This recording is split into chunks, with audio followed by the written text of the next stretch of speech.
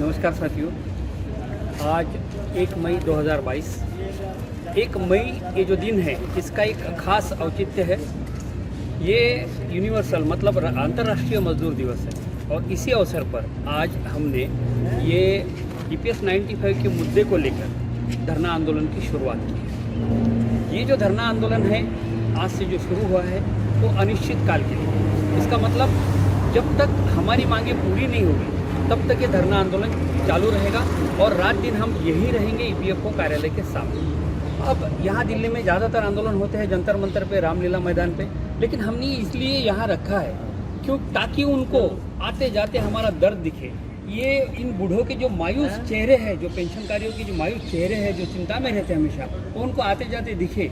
घर भी जाए तो उनको दिखे कि अरे कोई हमारे ऑफिस के सामने धरना दे रहा है। सुबह आए तो भी उनको लगे कि अरे हमारे ऑफिस के सामने कोई धरना दे रहा है और उस पर अन्याय हो रहा है। तो ये उनकी भावना जागरूक रहे और उनको एहसास हो, इसलिए हम लोग ये आंदोलन EPFO कार्यालय के सामने रख रहे हैं। क्योंकि हमारा संबंध इन्हीं से, हमारी जो ये कंप्लेंट है, हमारे ऊपर जो अन्याय हो रहा है वो इन्हीं से संबंधित है।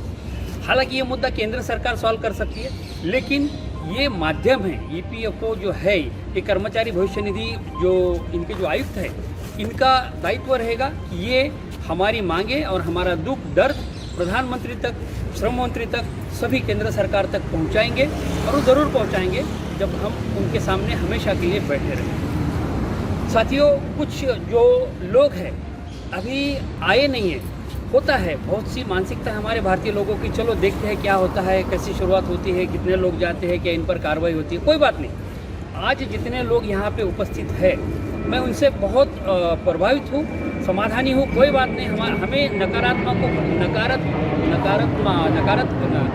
कोई नेगेटिव भावना हमें यहाँ पे रखना नहीं है। जितने है और कल से और इनसे भी 4 गुना साथी हमारे साथ जुड़ने वाले हैं और ऐसे रोज़ जुड़ते रहेंगे। बहुत सी दिक्कत है इसमें कि जो साथी है हमारे, उनके पास एंड्रॉयड फ़ोन नहीं है। बहुत सारे हमारे साथी हैं जो बहुत बुढ़ापे से बिस्तर पे है, कोई बीमारी से बिस्तर पे है, तो उन तक पहुंचना हमें संभव नहीं हुआ। धीरे धीरे हम उन तक पहुंचेंगे, लेकिन बहुत सी दिक्कतें ऐसी कि मुझे 10 फ़ोन आते हैं तो उसमें से 7-8 लोग असमर्थ है आने के लिए, चाहे पैसा नहीं हो, चाहे बुढ़ापा हो, चाहे बीमारियाँ हो। बहुत से साथी ऐसे कि जो रो देते, जैसे मैं फ़ोन उठाता हूँ रो देते कि साहब कुछ होना चाहिए, हमारी बहुत सारी दिक्कतें चल रही है, हमारे बच्चों को नौकरी नहीं है, ये वो बहुत सारी। अब 800 रुपये में, 900 रुपये में, 1000 रुपये में, इस महंगाई के ज़माने में क्या होता है। एक दूध की थैली अगर महीने की काउंट करो तो 900 रुपये तो 30 रुपये की थैली में निकल जाती है। बाकी संसार कैसे चलेगा। चलो मान लो कि 2 बच्चे हैं और 2 मियाँ बीवी है जिन्होंने काम किया है, तो 4 लोगों का संसार चलाने के लिए हम अभी जो 10,000 मांग रहे हैं वो एक्चुअली काफ़ी नहीं है, क्योंकि 2,500 रुपये में कौन सा संसार चलता है या किसी एक आदमी का महीने का गुजारा नहीं होता है। लेकिन उसके बावजूद भी चलो पुल नहीं है तो उसकी पंखड़ी सही, इसलिए हम लोगों ने इतनी कम मांग रखी है। ये मांग एक्चुअली बहुत पुरानी है, 7,500 रुपये की, जो सुप्रीम कोर्ट को हमने रखी थी, हाई कोर्ट को रखी थी, ये पुरानी मांग है। उसके बाद भी कई गुना महंगाई बढ़ चुकी है। एक्चुअली आज हमने 30,000 रुपये की मांग रखनी चाहिए थी, लेकिन हो सकता है कि वो नहीं हो। चलो कुछ ना कुछ भिन्नता रहे। हमने अभी जो 10,000 रुपये प्लस महंगाई भत्ता, ये एक हमारी डिमांड है। और मेडिकल स्कीम, दूसरी जो हमारी डिमांड है जो मेडिकल सुविधा सबको मिले। तीसरी हमारी डिमांड है कि यहाँ पे जो इस इंडस्ट्रियल क्षेत्र में काम करते हैं उनको सदस्य नहीं बनाया जाता, तो सभी को सदस्य बनाकर उनको भी इस योजना का लाभ मिले। चौथी हमारी मांग है कि सबको प्रधानमंत्री आयुष्मान योजना है उसका सबको लाभ मिले। और एक मांग क्या बची, 4 हो गए। हाँ, तो इस तरह की हमारी मांग ये है और हम इन मांगों के लिए अनिश्चित रूप से ये आंदोलन आज शुरू किए हैं। जितने लोग हैं आए हैं, मैं उनका सबका आभारी हूँ और कल से इससे भी कई गुना लोग जुड़ेंगे। बहुत अच्छे ज्ञानी लोग जुड़े हैं जिन्होंने इन EPS वालों के लिए बहुत संघर्ष किया है। प्रहलाद जी है और भी बहुत सारे साथी हैं और बहुत सारे सभी राज्यों से करीब लोग आए हैं। बस अभी मैं सभी को एक कहना चाहता हूँ कि आंदोलन आज के दिन के लिए नहीं है। ये आज हम यहीं पे हॉल्ट करेंगे, कल सुबह हमारी यहीं पे होगी, रात यहीं पे होगी, दिन यहीं गुजरेगा और ऐसे साथी जुड़ते जाएंगे और ये आंदोलन चलता रहेगा जब तक हमारी मांगे पूरी नहीं। एक सवाल है बहादुर साहब, ये जो जिनकी पेंशन बहुत ही कम है, सालों से लड़ाई करते हैं, जैसे साहब ने भी बताया कि कोर्ट केस भी चला, उनके फेवर में भी आया, फिर रिव्यू पिटीशन में डल गया। इस बीच में बहुत सारी संगठनें बनी होगी, इस तरह से उन्होंने धरने दिए होंगे। आज फिर दोबारा से संयुक्त भारत पक्ष की तरफ से ये धरना आंदोलन यहाँ से आयोजित किया गया है।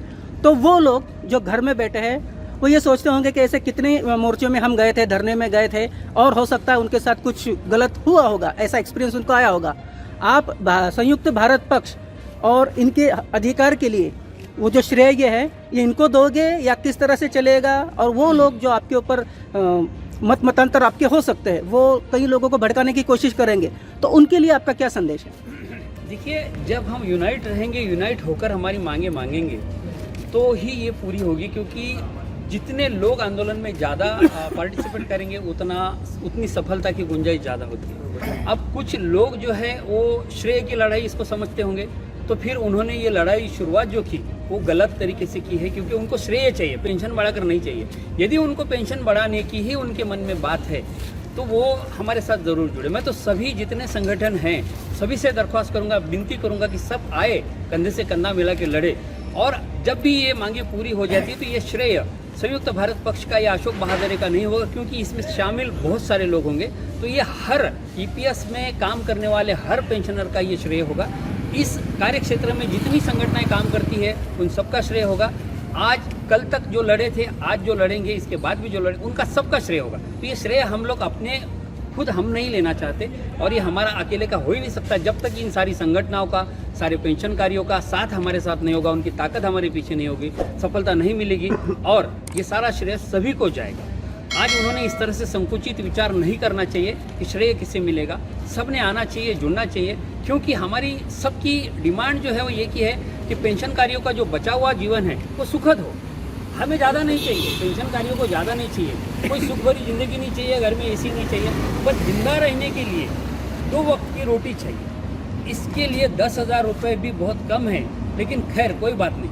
हमें सरकार में बैठे हुए लोगों को कितनी पेंशन मिलती है उससे कोई हमको दुख नहीं है, उनको मिलती रहे, उनकी काबिलियत है। हमें सरकार में बैठे हुए किसी पद पर बैठे हुए इंसान के अगेंस्ट कुछ बोलना नहीं है, क्योंकि हमें वही देने वाले हैं, हमारे भगवान वही हैं, उन्हीं से हमको ये जो पेंशन है प्राप्त करना है। इसलिए हम उनके बारे में गलत सलत कोई शब्द का इस्तेमाल नहीं करेंगे, करना नहीं चाहिए, क्योंकि हम उन पर ही डिपेंड है। तो इस तरह से मैं सबसे दरख्वास्त करूँ कि सब आइए, एक साथ बैठिए, कंधे से कंधा मिलाकर ये हम लोग मुद्दा लड़ते हैं और सफलता पाते हैं, तो ये सभी का श्रेय होगा। कल अगर ईएफओ वाले पुलिस में आपके खिलाफ में अगर कोई अर्जी देंगे, आपको मतलब उठाने के लिए आएंगे, तो उस वक्त आप अपने साथियों से क्या कहेंगे, या क्या आपका आगे का प्लान होगा अगर ऐसी कोई घटना घटी तो? देखिए, जब आंदोलन करते तो इन सब बातों की मानसिकता हम तैयार रखते हैं कि कल पुलिस आएगी, हमें उठाएगी, सबसे पहले मुझे उठाएगी, क्योंकि संयुक्त भारत पक्ष के माध्यम से मैंने ये आह्वान किया और मैंने बुलाया, और मुझे कोई दिक्कत नहीं कि पुलिस आती है और मुझे अरेस्ट करके लेके जाती है। तब मैं इन सब साथियों से कहूँगा कि मैं हूँ या नहीं हूँ, आप यहीं पे धरना देते रहिए, और कोई भी ऐसा गलत कदम ना उठाए जिसको हिंसा कहा जाए। कोई तोड़फोड़ नहीं होगी, कोई गाली गलौज नहीं होगी, कोई भड़काऊ भाषण नहीं होगा, बड़ा शांतता से यहाँ बैठे रहिए। ऐसे आंदोलनों में जब अरेस्ट किया जाता है तो कोई फांसी नहीं दी जाती, 1 दिन में, 2 दिन में, 4 दिन में मुझे छोड़ा जाएगा, या 2-4 ऐसी कलमें डाली जाएगी कि जिसके तारीख पे तारीख चलती रहेगी। कुछ नहीं होगा, जो भी होगा अच्छा होगा।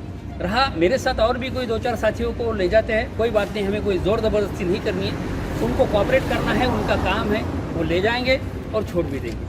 तो यहाँ बैठे रहिए। अगर हमको ये भी कहा जाएगा कल कि आंदोलन आप यहाँ मत करिए, आप आंदोलन जंतर मंतर पे करिए, लेकिन हमको ये मानना नहीं है, आंदोलन यहीं पे होगा, यहीं पे जारी रहेगा, क्योंकि हमारा संबंध ईपीएफओ से है, तो हम यहीं पे ये आंदोलन देंगे और कहीं नहीं। सर, यहाँ आप देख रहे होंगे, यहाँ लिखा है EPFO staff parking, reserve parking. तो इसी जगह पर आप खड़े हुए हो तो वो ये मुद्दा उठा सकता है कि ये तो हमारी पार्किंग है रोजाना की। बहुत छोटी सी बात है, हो सकता है कि कल 10,000 लोग आए, 20,000 लोग आए, 1 लाख लोग आए, तो ये पार्किंग की क्या बात है। ये पूरा जो ईपीएफओ के सामने जो रोड है, ये पूरा लेफ्ट राइट पूरा भर जाएगा। हो सकता है कि पुलिस को बैरिकेड करके यहाँ से जो आवाज हवा होती है वो सारी बंद करनी पड़ेगी।